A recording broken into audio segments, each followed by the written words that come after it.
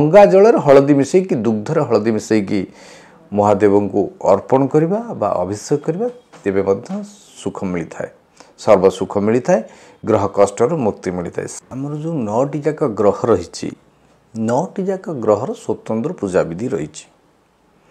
आम जदि सूर्य को शांति करने आम देवदेव महादेव को पूजा करवा तेबे महू रे अभिषेक करवा जदि शुभ फल मिल से भली भाव में चंद्र को जदि शांत करने आम देवदेव महादेव को पूजा करवा तेबे रूपार चांदी अर्पण करने सहित एक वर्णी गाईर क्षीर मिठा क्षीर जदि अर्पण करा जाए राशि मिसेक तेबे चंद्र मध्य शांति होती।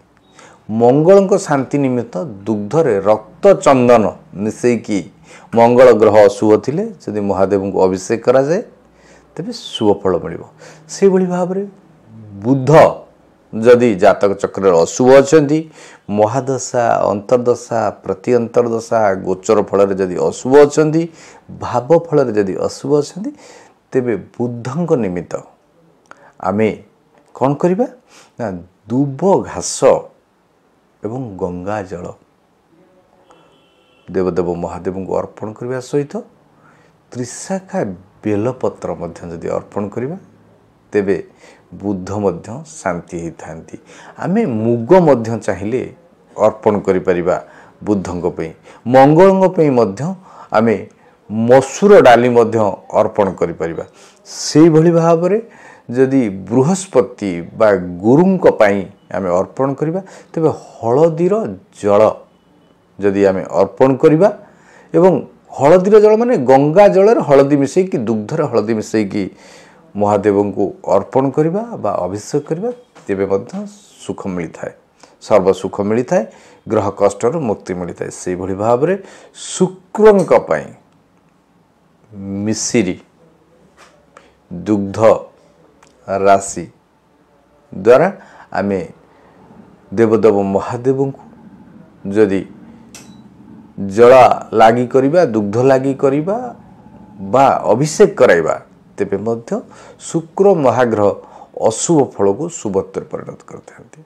से भली भाव में शनि महाग्रह को शांत करबा पई आमे देवदेव महादेव को सोरिष तेल मध्य अर्पण सोरिष तेल अभिषेक करने सहित परवर्ती समय दुग्ध राशि रे अभिषेक करवा एवं राशि तेलर दीप देवदेव महादेव को जलैबा। से भली भाव में राहु महाग्रह को शांति करने पाई देवदेव महादेव को आम गहम अर्पण करवा दुग्ध गुड़ घी महू सुगंधित पदार्थ अर्पण कले राहु मध्य शांत होता। से भली भाव में केतु को शांत करने लाल मंदार तंभा पात्र रे क्षीर एवं लाल मंदार राशि मिसेकी आमे केतुंक उद्देश्य रे देवदेव महादेव को अर्पण कले महाकालेश्वर को अर्पण कले महाकाल मंत्र जप करके आमे जदि अर्पण करवा तेबे केतु महादशा जदि चली थाए अंतर्दशा चली थाए तेबे आमको एथुरु प्रशमित हुए, ग्रह कष्टर मुक्ति मिले। ये जो 9टी जाक ग्रहर आम एका थरे मध्य चाहिए आम नवग्रह स्नान करें देवदेव महादेव को जहाँ को आम महारुद्राभिषेक कही था। अखंडित अरुआ चाउल मध्य अर्पण करा जाई पारे, राशि अर्पण करा जाई पारे, गुड़ अर्पण करा जाई पारे, घी अर्पण करा जाई पारे, महू अर्पण करा जाई पारे, सप्त तीर्थ जल मध्य अभिषेक करा जाई पारे, कुश जल अभिषेक करा जाई पारे। यही सब भाव में विभिन्न विधि रही। विधि व्यवस्था भितर निष्ठापर भाव में उपयुक्त समय आम जदि यह करवा तेबे सबु ग्रह कष्टर आमको मुक्ति मिल। शिवंकर अनेक फूल शुभ होता बेले अर्पण पाई अनेक फूल अर्पण करा जाए नहीं। तेणु ता पुराण शास्त्र कथा शिव पुराणर कथा किंतु आमे जदि देखिबा आम पारिपार्श्व मिलुथिबा फूल जहा देवदेव महादेवंकर अत्यंत प्रिय कौन से सब फूल नागेश्वर बा नागचंपा ଚମ୍ପା, ପଦ୍ମ, କୁସୁମ, ଟଗର ଏସବୁ ଦେବଦେବ ମହାଦେବଙ୍କର ଅତ୍ୟନ୍ତ ପ୍ରିୟ। ଏହି ପ୍ରିୟ ଫୁଲମାନଙ୍କ ମଧ୍ୟରେ ଆହୁରି ମଧ୍ୟ ରହିଛି ଯାହା ହେଉଛି ଦୁଦୁରା, ଅତ୍ୟନ୍ତ ପ୍ରିୟ ଦେବଦେବ ମହାଦେବଙ୍କର।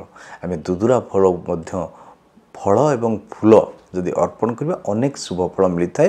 ଆଶୁତୋଷଙ୍କର ଆମକୁ ଯେଉଁ ଆଶୀର୍ବାଦ ଅଜାଡ଼ି ପଡ଼ିଥାଏ। ତା ସହିତ ଆହୁରି ମଧ୍ୟ ଅନେକ ଫୁଲ ଅଛି। କେଉଁ ଫୁଲ ନା ଆମେ ପଦ୍ମକୁ, ଅଶୋକ ସୁନ୍ଦରୀକୁ, ଶିବଙ୍କର କନ୍ୟା ଶିବଙ୍କର ଯେତେବେଳେ ପୂଜା କରିବା ଅଶୋକ ସୁନ୍ଦରୀକୁ ମଧ୍ୟ ପୂଜା କରିବା, ଗଣେଶଙ୍କୁ ପୂଜା କରିବା, କାର୍ତ୍ତିକଙ୍କୁ ପୂଜା କରିବା ସମୟରେ ଏଇ ଯେଉଁ ଶିବଙ୍କର ମଧ୍ୟ ପ୍ରିୟ ଫୁଲ ସେଇ ଫୁଲ ସବୁ ଆମେ କ'ଣ କରିବା ନା ଅଶୋକ ସୁନ୍ଦରୀ, ଗଣେଶ, କାର୍ତ୍ତିକେୟ, ମା ପାର୍ବତୀଙ୍କୁ ଅର୍ପଣ କରିବା। ମନ୍ଦାର ଫୁଲ ମଧ୍ୟ ଅତ୍ୟନ୍ତ ପ୍ରିୟ ଦେବଦେବ ମହାଦେବଙ୍କର। ଅରଖ ଫୁଲ ମଧ୍ୟ ଅତ୍ୟନ୍ତ ପ୍ରିୟ ଦେବଦେବ ମହାଦେବଙ୍କର। ଅରଖ ଫୁଲ ଅର୍ପଣ କରି ମନସ୍କାମନା କଲେ, ଅରଖର ହାରକୁ ଅର୍ପଣ କଲେ ଅତ୍ୟନ୍ତ ଶୁଭ ଫଳ ମିଳିଥାଏ। ତେବେ ୟାକୁ ସବୁ ବାଦ ଦେଲା ପରେ ମଧ୍ୟ ଆହୁରି ଅନେକ ଫୁଲ ରହିଛି ଯେଉଁ ଫୁଲକୁ ଆମେ ଦେବଦେବ ମହାଦେବଙ୍କୁ ଅର୍ପଣ କଲେ ଅତ୍ୟନ୍ତ ଶୁଭ ଫଳ ମିଳିବ। କିନ୍ତୁ କେବେ ବି ଦେବଦେବ ମହାଦେବଙ୍କୁ କେତକୀ ଫୁଲକୁ ଅର୍ପଣ କରିବାନି, ଯାହା ମହାଦେବଙ୍କର ରୋଷର ଶିକାର ହେବା।